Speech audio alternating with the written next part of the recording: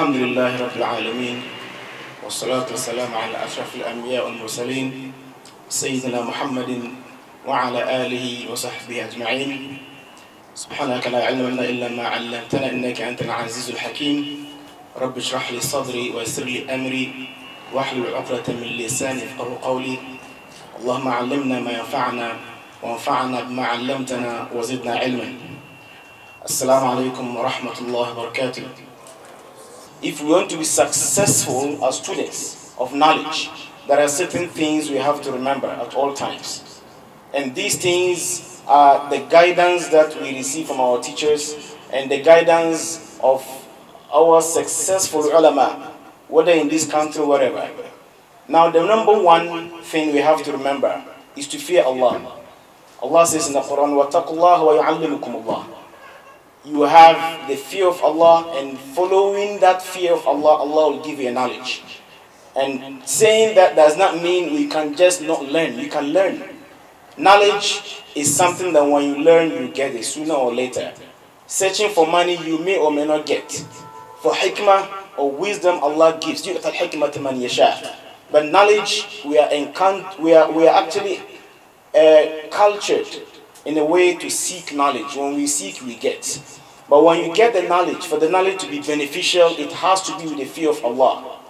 And let's remember, like Imam Shafi'i has said in one of his qasidah, right? Whenever you mix up searching for knowledge with committing sins, you have very less and poor memory. شكوت إلى ضيع سوء حفظي فأرشدني ترك المعاصي. وقال بأن العلم نور ونور الله لا يهدي لعاصي. That's something we have to remember as students of knowledge. Seeking knowledge goes with fear of Allah, and therefore Allah will cement the knowledge and make it be able to be successful, and you help yourself in the community. Number two, being obedient to the parents. Being obedient to parents is highlighted in a number of verses in the Quran. When you look at the Quran, a number of verses, when Allah subhanahu wa ta'ala speaks about not doing shirk or obeying Allah, then He will attach it to being obedient to parents. And anybody who wants to be successful, a student, I'm talking about myself and students here, if you want to be successful in this life, then remember to be obedient to your parents.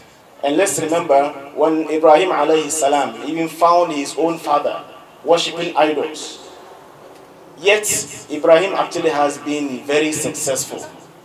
Why? Because he obeyed the father, even when the father was worshipping idols. Now we can remember in Surah Ibrahim, when Surah to Maryam, when Ibrahim alayhi salam found the father worshipping idols, he called him with the sign of respect.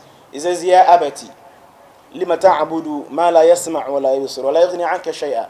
Ya abati la ta'budu ash-shaytan." He keeps repeating "Ya abati," which is a sign of respect, calling the father with respect on the right path.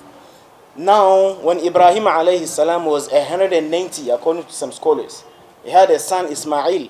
When he told Ismail that I have been seen, "Ya bunayya inni ara fil manam anni adba'uka fanzur madha tara." I have been seeing it in a dream. He didn't say I have seen. I have been seen, which is a message from Allah that I have to sacrifice you.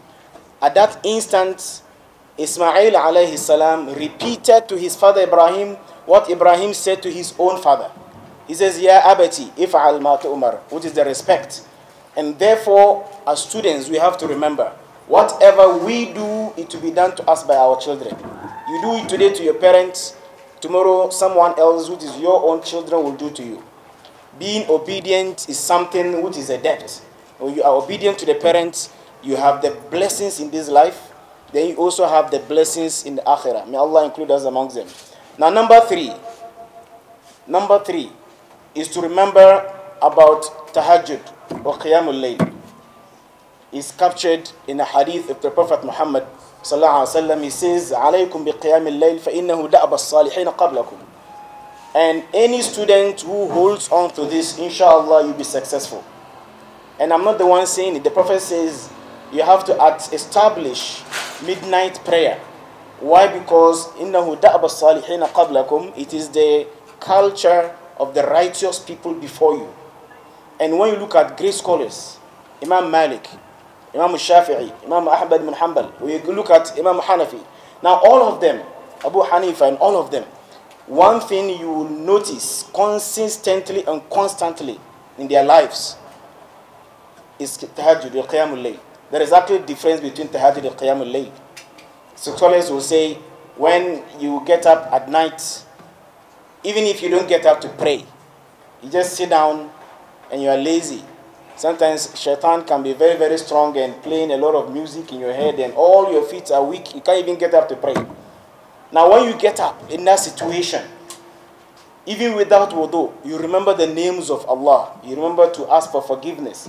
Astaghfirullah, subhanallah. There is even a verse, the hadith, that says, anyone who wakes up at night, even without getting to make a wudu, and you say a particular adhkar, he says, La ilaha illallah, wahdahu la sharika lah, lahul mulk, wa lahul hamd, wa huwa ala kulli shayin qadir. Subhanallah, walhamdulillah, wa la ilaha illallah, Allahu akbar, wa la hawla wa la quwwata illa billah, Allahumma ghfirli. When you say this, Allah forgives your sins, and after that, any dua you say, Allah will accept it. That is even if you don't have wudu. But when you get up and make wudu and pray, Allah will accept your prayer. That is what the Prophet Muhammad says in the hadith. When you are unable to get up and pray, and you just do the dhikr, that is qiyamul layl. But when you're able to wake up and pray, even if it's 1 rak'ah or 2, that becomes tahajjud. And a student of knowledge, this should be part of our timetable. If you cannot, start with at least a day, a night in the week. If you can, 2 nights. If you can, at least 3. Now when your shaitan is very, very weak, then you can even be for the whole week. But if your shaitan is getting stronger, at least try and beat him for 1 day or 2 days. Alright, get up at midnight and pray. And that, inshallah, is the way of successful people. And this is the message of Prophet Muhammad sallallahu alaihi wasallam. Now another thing I will add is to give sadaqah. As students of knowledge, if you want to be successful, when we say giving sadaqah, it doesn't mean someone who is rich has to give sadaqah. You don't need to just to be rich to give charity. Tabassumuka ala wajhi akhika sadaqah. Even to smile, right? To smile to your own brother or your own sister, smiling alone is sadaqah. But having said this, you can't go and be smiling at someone who is hungry. Give him food first before you smile. But when we smile, the smiling should come with a way to assist or help. You are a student. You find out that you are strong in one area. You have a brother or sister who is weak in that area, let's say mathematics. You sit with the person to help him for Allah's sake, not just for anything, for Allah. That is considered sadaqah. And there is a hadith that says that whoever walks, لَأَمْشِيَنَّ مَعَ أَخِي, the one hadith that says that for me to walk with my brother, the Prophet said, to work with my brother, to assist him in a particular situation of his dunya, is more rewarding to me than for me to do i'tikaf in my masjid. That is a hadith of the Prophet. To help someone, your brother who is in need, helping him can be more rewarding. And that is part of sadaqah. Let alone when you are able to give, even if it's 1 cedi, alright? Even if it's 1 Ghana cedi, you can give to people, to someone. That is part of sadaqah. You start with your own mother. You don't need to be too rich to make your parents happy. You go out, you see something very nice, even if it's 5 cedi, you buy for your own mother. Mom, I bought this for you and I think you like it. It's sadaqah and Allah will accept it and Allah will bless you in your life as a student. Last but not least, I will want to add, last but not least, is to be truthful to yourself. Having integrity. Because all of us here, when you ask us to write our CV, we all will write only the positive aspect of our CVs. I don't know anyone has seen a CV that somehow will say, I'm a thief, I'm a liar, I'm this, I'm that. You never say it, right? You never say that. Very good. You capture only the positive things. But the reality is that all of us here, when you live with someone for 3 nights continuously, he can write your CV for you.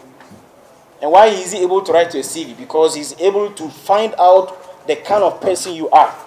And therefore, even having this scholarship, trust me, within yourself and within your colleagues and the people around, they are watching you and they know what you do. Even though the scholars say, نحن نحكم بالظواهر والله تولى السرائر. Yes, we actually judge based on what we see. Allah judge based on what is in the heart. So I think, even though we say that, but there are certain aspects of your attitude and behavior that we can say this person has integrity, that person does not have integrity. And whenever we study, wherever we are, even non-Muslims, it is us that they look at to know what Islam is. Even though it's wrong, you can't go and do something and someone will say, see what Muslims are doing. This is what Islam teaches them. They may say that, but trust me, even the Prophet Muhammad sallallahu alaihi wasallam, the scholars will tell us, when the nubuwah that he has, the 23 years that the Prophet used to preach, what he has done with his character to call for Islam is much more than what he has said. For the Prophet to call people to Islam, his character called more to Islam than what he has said. And that is, I think, students of knowledge, is something that we have to remember. Our character, our manners. We have issues where students who are Christians will come to some of our scholars, some of our brothers and sisters, and who says, I actually want to accept Islam. I like the way this brother is. Meanwhile, he didn't say anything, just because of your integrity. So by that integrity, we call it to Islam, much more than what we say. And therefore, I will admonish myself and to our brothers and sisters and all of us to be circumspect with our character, our manners. Well, wherever we are the ambassadors of Islam. People look at you to understand Islam. So when you go and mess up something, and based on you they insult Islam or they reject to come to Islam, it is you who have caused Islam and caused yourself. May Allah subhanahu wa ta'ala guide us. Whatever I have said which is good, may Allah subhanahu wa ta'ala give us the blessings of it. And whatever I say which is an error, may Allah forgive me and forgive all of us. And for the Directaid, the directors who are here, and the entire management, may Allah subhanahu wa ta'ala bless them. May Allah subhanahu wa ta'ala raise their ranks in prosperity and barakah in themselves and all their families and their progeny. And may Allah give us also the ability to be able to do what they are doing, or to be able to do even more than that and to assist the community. And last message, I will want to admonish our leadership that alhamdulillah we are giving scholarships, and may Allah bless you for that. But we also have other opportunities where people in the community may need to have jobs so that one day they can also give themselves. And therefore, I will want to call on, I know you are doing so much, you have been doing and you are doing, may Allah bless you for that. But we can also look at other projects. We have Islamic finance and Islamic banking and finance, which we are also championing, where we can have the opportunity to create jobs for our own people so that one day they can also help in giving scholarships. Instead of giving scholarships, they finish, graduate and come back and there is no job. So we'll have to also look at that. And therefore, we pray that Allah subhanahu wa ta'ala will bless you in all your jobs and whatever you have been doing. Subhanaka wa bihamdik, ashhadu an la ilaha illa anta, astaghfiruka wa atubu ilayk. Wassalamu alaykum wa rahmatullahi wa barakatuh.